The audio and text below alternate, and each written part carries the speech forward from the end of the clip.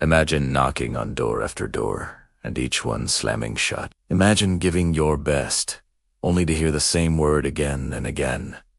No. Rejection. It stings. It makes you doubt yourself.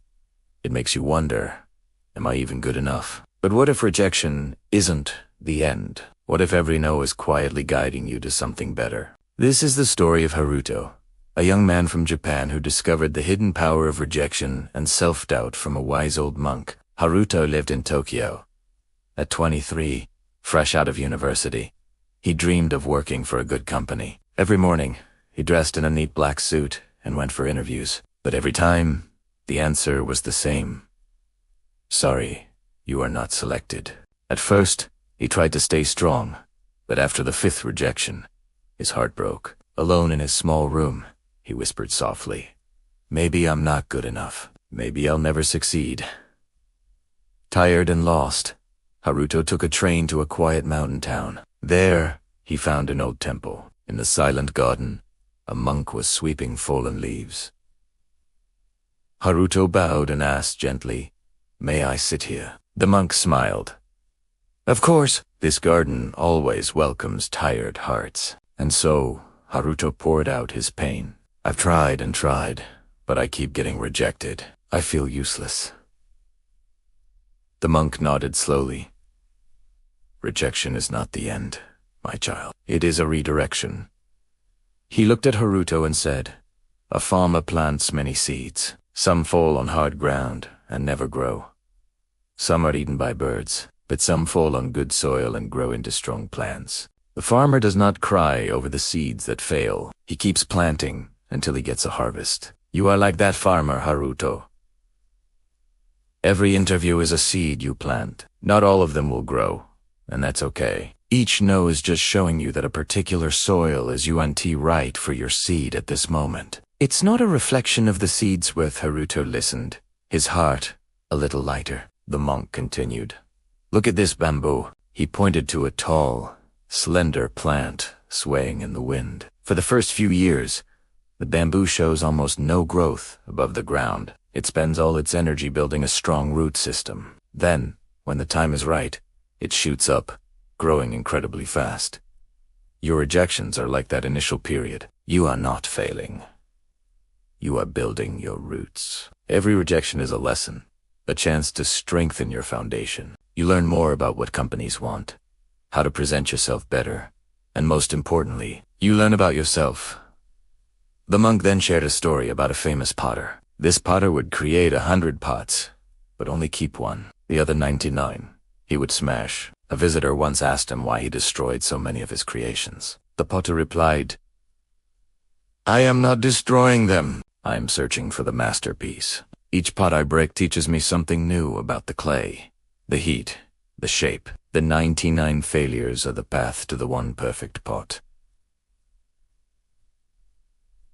Haruto, your life is like that potter's wheel. Each rejection is not a failure, but a necessary step towards your own masterpiece. It is shaping you, refining you.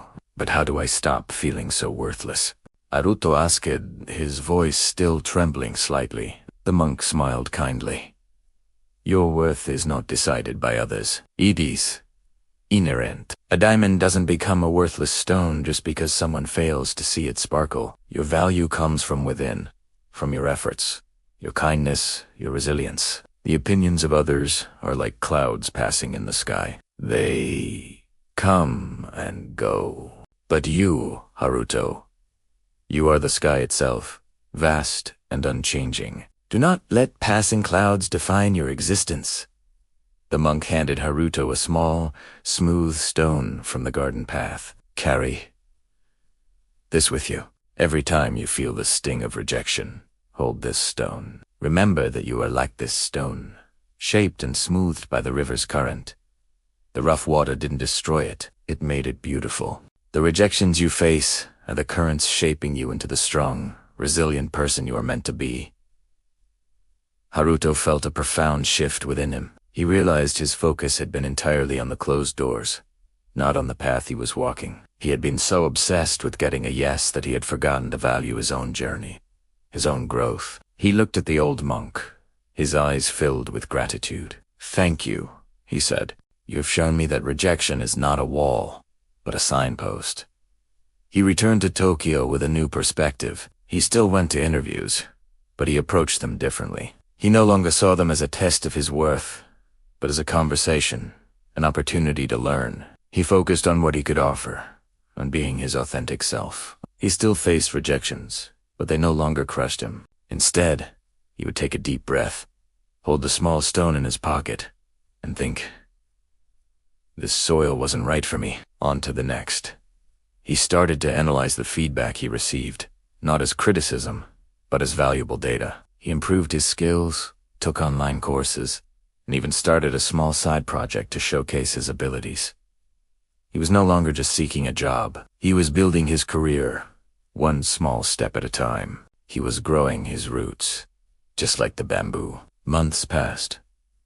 Then, one day, an email arrived. It was from a company he truly admired, one that valued creativity and innovation. The interview process was challenging, but Haruto felt calm and confident. He wasn't trying to be the perfect candidate. He was simply being Haruto, a person shaped and strengthened by countless no's. A week later, he got the call. "Mr. Haruto, we are pleased to offer you the position." The word yes was sweet, but not because it validated him. It was sweet because it was the harvest he had patiently cultivated. It was the result of not giving up, of understanding that every closed door had guided him to this one, the one that was meant to open for him. Haruto's story teaches us a powerful lesson. Rejection is not a sign of failure. It is a necessary part of life's journey. It is a filter, a teacher, and a guide. It weeds out the paths that are not for us.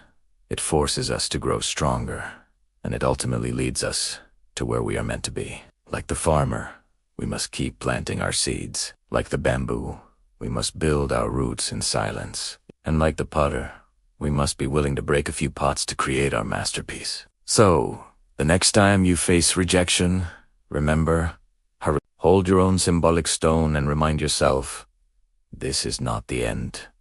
This is a redirection. This is not a judgment of my worth. This is the universe shaping me, strengthening me, and guiding me toward my own unique harvest. Your masterpiece is waiting. Don't let the fear of a few broken pots stop you from creating it. Thank you for watching. If this story resonated with you, please like this video and subscribe to our channel for more stories that inspire and empower. See you in the next one.